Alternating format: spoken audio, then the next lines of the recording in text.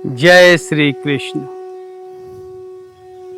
स्वागत है सभी भक्तों का आपके अपने चैनल इटर्नल विजडम में।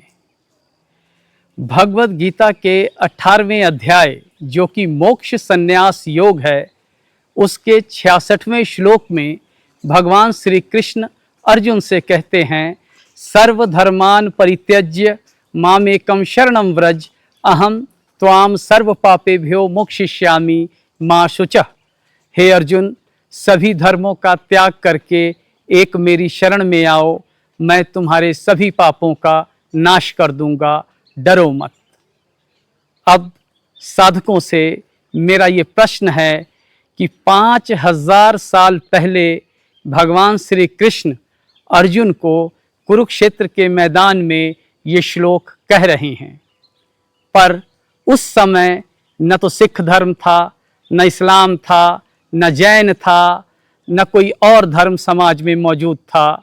फिर भगवान श्री कृष्ण अर्जुन को किस धर्म को त्याग कर अपने शरण में आने की बात कह रहे हैं? आइए इस बात पे प्रकाश डालते हैं।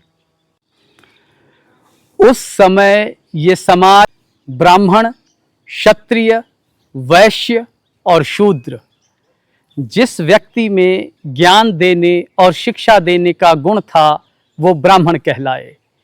जिस व्यक्ति में वीरता और युद्ध करने का कौशल था क्षत्रिय कहलाए।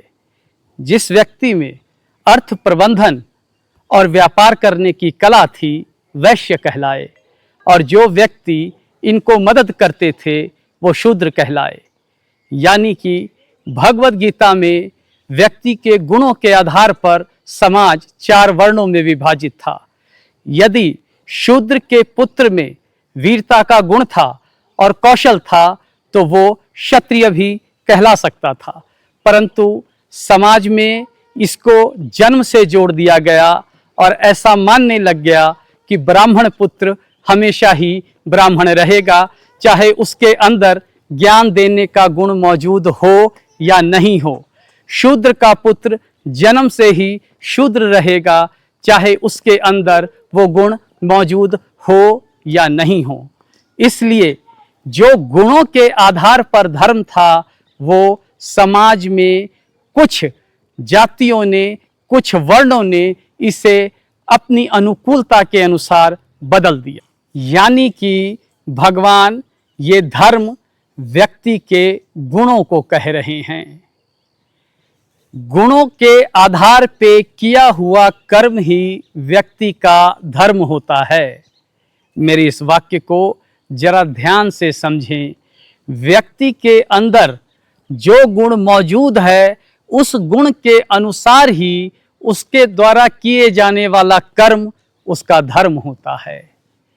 तो प्रश्न तो फिर वहीं का वहीं खड़ा है कि क्या भगवान कृष्ण ये कह रहे हैं कि क्षत्रिय युद्ध करना छोड़कर मेरी शरण में आ जाएं, ब्राह्मण ज्ञान देना छोड़कर मेरी शरण में आ जाएं, वैश्य व्यापार करना छोड़कर मेरी शरण में आ जाएं, शूद्र अपना कर्म छोड़कर मेरी शरण में आ जाएं? नहीं, यहाँ ये बात बहुत ही नोट करने वाली है कि भगवान कर्म का त्याग करने को नहीं कह रहे हैं। भगवान कर्म के फलों में आसक्ति का त्याग करने को कह रहे हैं।